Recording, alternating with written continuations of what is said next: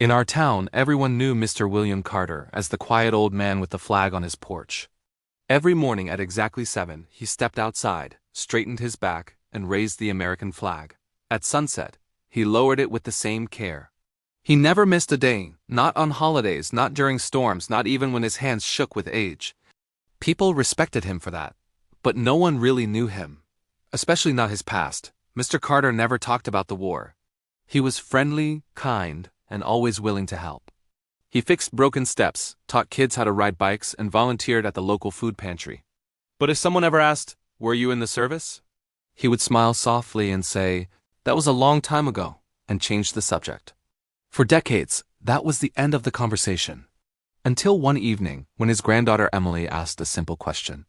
Emily was home from college, studying American history. She had grown up hearing stories from other families, grandfathers who told dramatic tales, fathers who displayed medals in glass cases. But her grandfather's house held no photographs in uniform, no framed honors on the wall. That night, they sat together on the porch as the sun dipped low and painted the sky in gold and red. The flag moved gently in the breeze. "Grandpa," Emily said carefully, "my professor wants us to interview someone who lived through history." "Someone real," Mr. Carter nodded. "That's good. History shouldn't just live in books." She hesitated, then asked the question no one ever dared to ask. "Why don't you ever talk about the war?" The rocking chair stopped. For a long moment, Mr. Carter said nothing. His eyes stayed fixed on the horizon, but they were no longer seeing the street in front of them. "They didn't come home with me," he said finally. Emily felt her chest tighten. "Who didn't?"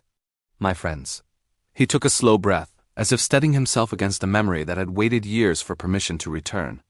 "I was 18 when I enlisted," he said. "Didn't have much money, didn't know much about the world. I thought I was invincible like most young men do." He described basic training, the jokes, the fear hidden behind laughter. Then the overseas deployment. The first night under fire. The realization that bravery wasn't the absence of fear but moving forward despite it. "I saw boys become old men in weeks," he said.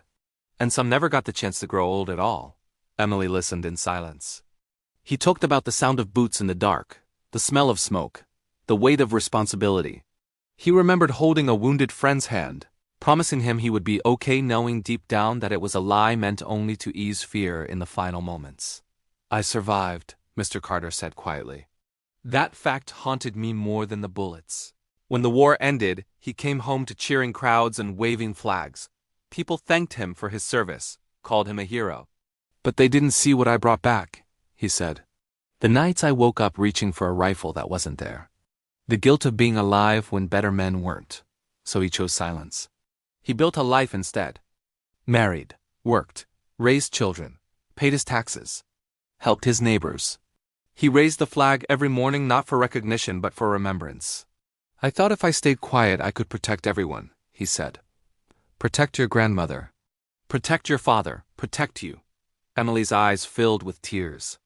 "But who protected you?" Mr. Carter didn't answer right away. "No one," he said at last, "and that's okay. That was my duty too." She reached for his hand, weathered and scarred, and held it tightly. "You don't have to be silent anymore," she whispered. The old man looked at her, really looked at her, and for the first time in decades, he felt the weight lift just a little. The next day, Emily helped him open a small wooden box tucked away in the closet. Inside were folded letters, faded photographs, and a pair of old dog tags. No medals on display, no grand speeches. Just proof of a life that had carried history quietly. When Emily submitted her project, she didn't write about battles or strategies. She wrote about silence. About the cost of freedom that lives inside ordinary people. About the man who never spoke of the war until one question finally opened the past. And every morning after that, when the flag rose into the sky, it carried a story that was no longer hidden. Because some heroes don't tell their stories to be remembered. They tell them so others never forget.